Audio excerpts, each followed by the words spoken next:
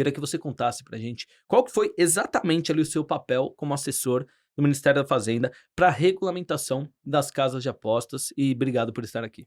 Bom, primeiro eu quero cumprimentar o Marcelo e Pedro, agradecer muito pelo convite da Market Makers, dizer que é um prazer estar aqui com vocês, agradecer pelas menções aí na hora da minha apresentação, não é? Vocês se exageraram, foram muito generosos comigo.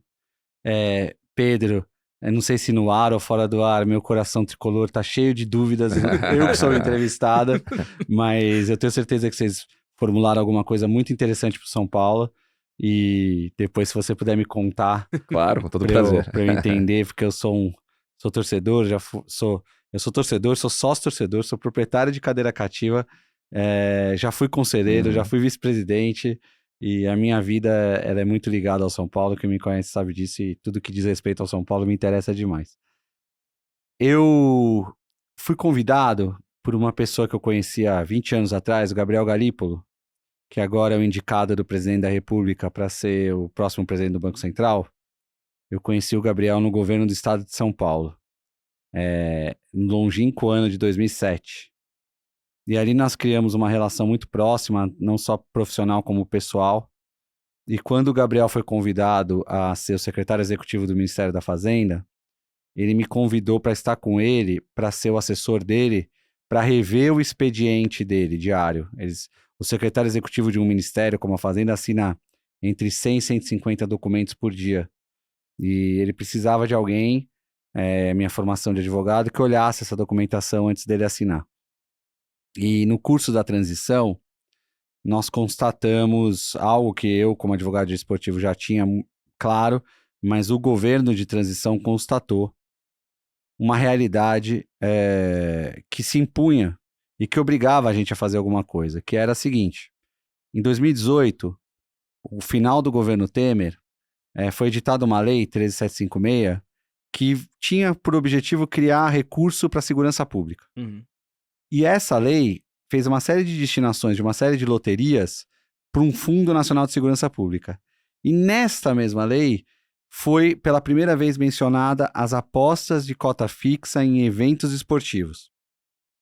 Era um movimento que já estava acontecendo no Brasil, quer dizer, porque historicamente a aposta em evento esportivo era algo explorado pela Caixa com a loteria esportiva.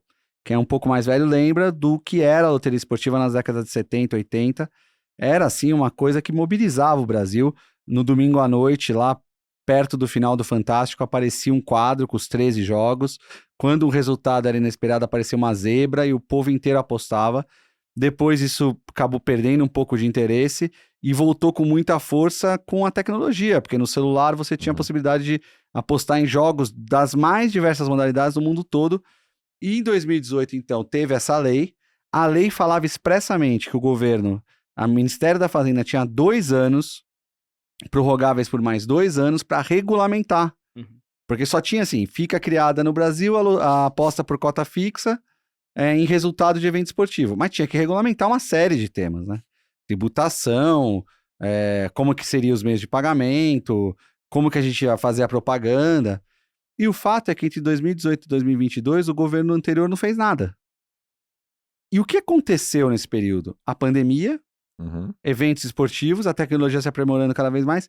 Então, eu costumo comparar que a aposta cresceu no Brasil como um ambiente absolutamente selvagem, sem nenhuma regulação, um vale-tudo entre 2018 e 2022. Quando chega a transição, é claro que a primeira o que chama a atenção do governo primeiro nós estamos deixando de arrecadar um bom valor. A gente estimou que entre 2018 e 2022 o Brasil pode ter deixado de arrecadar 6 bilhões de reais. Para um país com a carência de infraestrutura que a gente tem, deixar 6 bilhões de reais na mesa, fora a injustiça, né? Quem fabrica essa camiseta que vocês estão usando, a minha, quem fabrica alimento, o setor produtivo inteiro paga imposto e esse setor não paga, arrecadando. Então, E a gente, ao mesmo tempo que eu levei esse assunto para o Gabriel, a transição também tinha mencionado isso, e eu falei, Gabriel, eu já tenho uma experiência com a SAF, a gente vai falar disso mais para frente, e eu queria me propor a ser alguém que tivesse no grupo, que ajudasse um grupo que viesse a cumprir o que a lei fala, de regular esse assunto, né? E ele foi, e eu lembro que ele falou assim, pode fazer você, porque aqui na fazenda ninguém quer ninguém quer esse assunto. Vai que o filho é teu, né? A gente quer falar de reforma tributária, a gente quer falar de déficit, superávit primário, a gente quer falar das contas públicas, a gente tem temas muito nobres, muito relevantes, que demandam grande conhecimento técnico econômico, Uhum.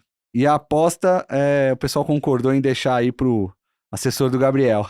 Tá, ok. Então, eu, no dia 2 de janeiro de 23, dia da posse do ministro Haddad, eu já estava lá em Brasília e já comecei a trabalhar para que a gente chegasse na regulação. Então, o primeiro semestre, ele foi muito dedicado a ouvir o mercado. Eu tinha para mim, ainda tenho, que quando o governo se tranca numa sala e faz as coisas da cabeça dele sem ouvir todo mundo que está envolvido, a chance de dar errado é muito grande. Uhum. Então eu falei, não, eu vou ouvir muito, eu vou ser uma pessoa que vou dedicar tempo. Então, até às vezes saem algumas matérias, tal pessoa pediu audiência para Francisco Mussum no dia tal, foi recebido, e eu tenho até, falei, eu vou fazer um carimbo. Eu recebi todo mundo que pediu reunião comigo. Uhum. Você pode encontrar gente que vai criticar muita parte da regulação, e isso é muito natural, seria muita arrogância, falar, não, eu não aceito. Mas você não vai encontrar uma pessoa que tenha pedido audiência lá na Fazenda para falar disso e que não tenha sido recebido. Por mim ou pela equipe, né? Então nós começamos com uma equipe que praticamente todos estão lá até hoje, salvo uma outra exceção, muito brava, muito curta, e nós começamos a estudar o que existia disso no mundo. Então olhamos muito para o Reino Unido, olhamos muito para a Dinamarca, olhamos muito para o leste europeu, olhamos para Portugal, que infelizmente não é um exemplo de regulação que muito bem sucedida, está completando 10 anos, mas ainda tem uma taxa de canalização muito baixa. Ouvimos muito o mercado e já nesse primeiro momento mudei um pouco. A gente tem uma impressão pré-concebida, né? Eu vi o mercado muito interessado em ser regulado, as empresas que vinham falar comigo, muito interessado falava, a gente acha que tem que pagar imposto mesmo, a gente pode contribuir com coisas sobre jogo responsável do que acontece no mundo. No final do ano, foram quase 500 reuniões. Foi muita reunião. Uhum.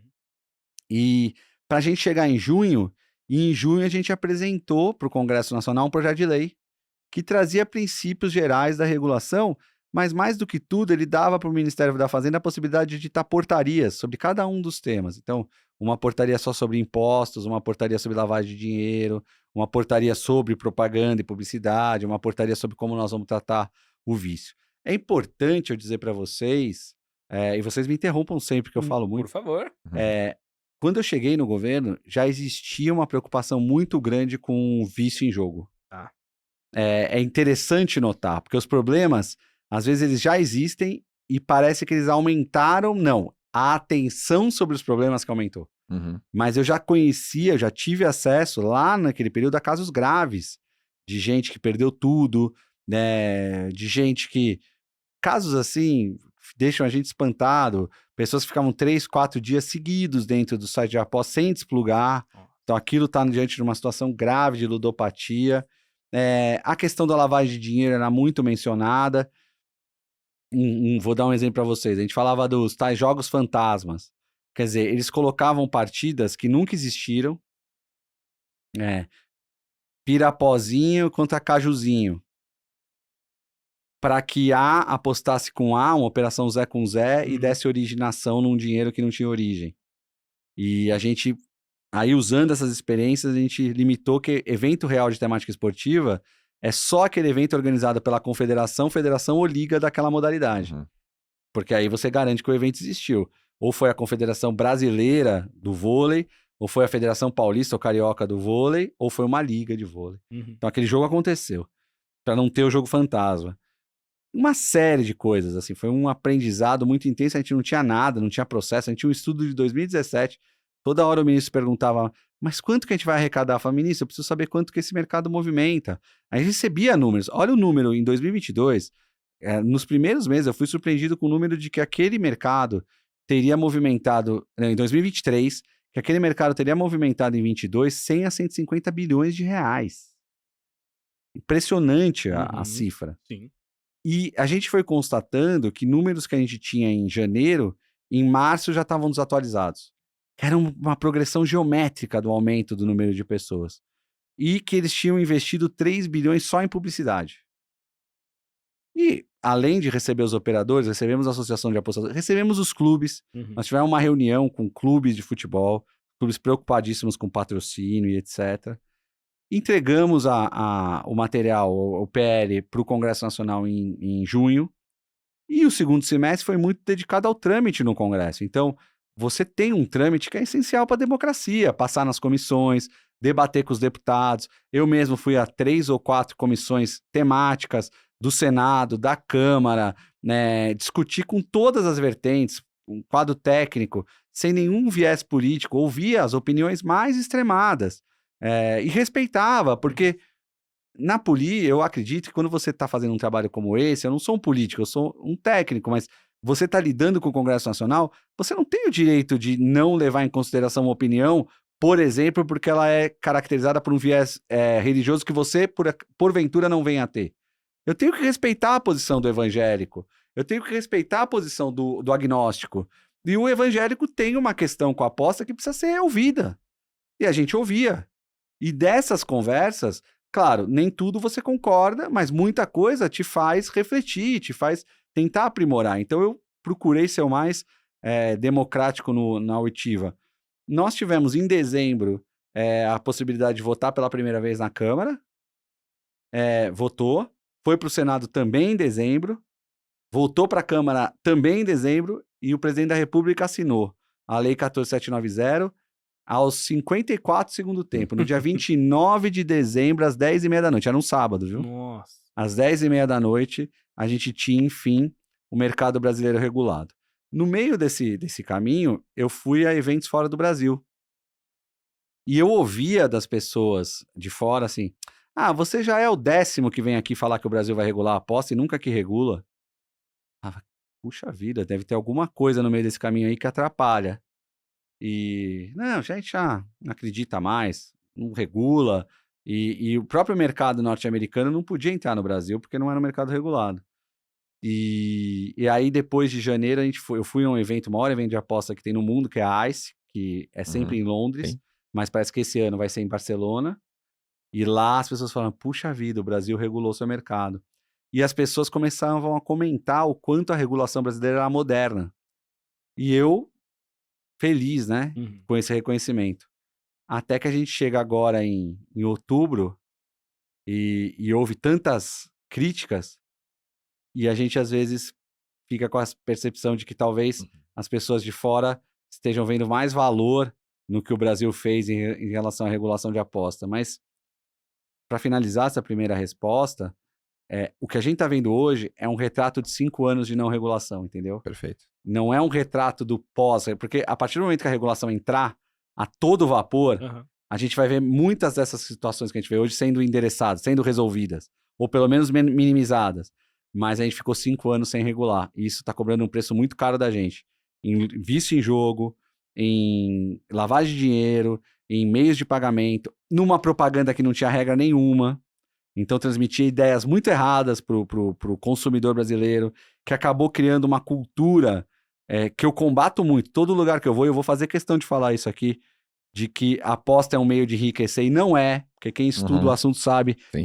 quem tem que ganhar é a banca. Se a banca não ganhar, ou é filantropia, ou ela fecha. Então como é que você pode ter como seu emprego uma atividade onde o outro que ganha de você? Sim. Não é lógico, então não tem essa profissão de apostador. O que pode ter é o coach de aposta.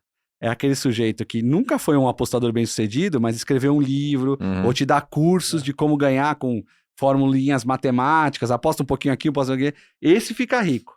Agora, você apostador, e eu vou falar isso até olhando para a câmera, não é para olhar, mas isso eu vou falar para as pessoas terem isso muito claro. Pode ser para essa aqui, ó, Mansur, para o pessoal olhar bem no...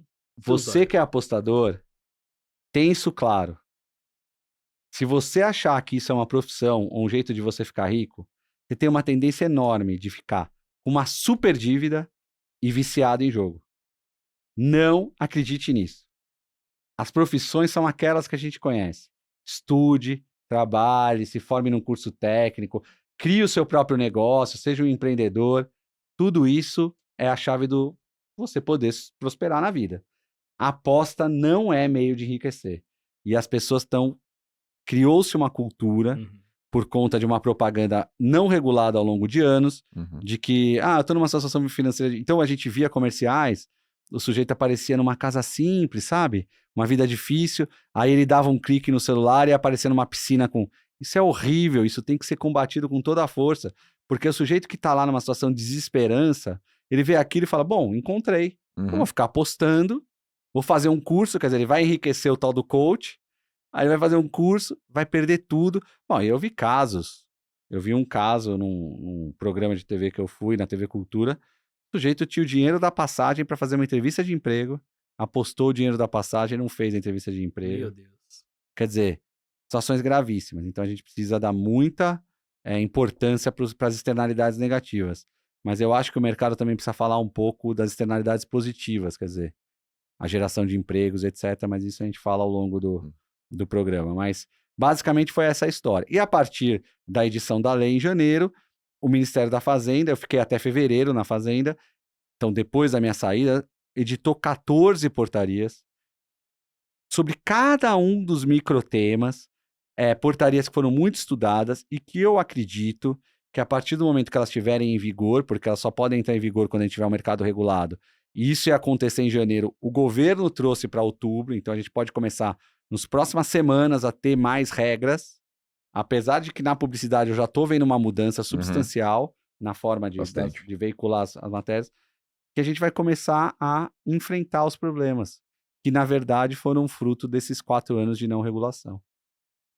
Já deu para ver que a aula é bruta, né? Só na primeira resposta, meu Deus. Ela é muito longa, vocês me interrompam. Não, imagina, a gente... acho que... Uma coisa que o pessoal fala assim, nossa, vocês deixam o entrevistado falar, a gente que tá aqui para ouvir você, por favor. E nessa primeira resposta, acho que o Mansur tocou praticamente 80% dos pontos que a gente tem que aprofundar aqui e acho que é muito interessante então vamos encerrando, esse viés do técnico, né, na sua cadeira, porque de fato é um tema ultra complexo, né, a gente, todo mundo aqui que está sendo impactado de alguma maneira por isso, às vezes tem uma abordagem muito simplista do tema. É um tema que hoje não é um problema só do Brasil, é um problema e uma oportunidade global, né? Como o Mansur bem disse, a tecnologia influencia muito o ritmo de aceleração desse negócio. A gente vê no mercado americano, no mercado britânico, né? O mercado britânico está até mais para frente, já está retraindo, né? A gente está aqui no começo do mercado, lá eles já estão muito na nossa frente por outras questões.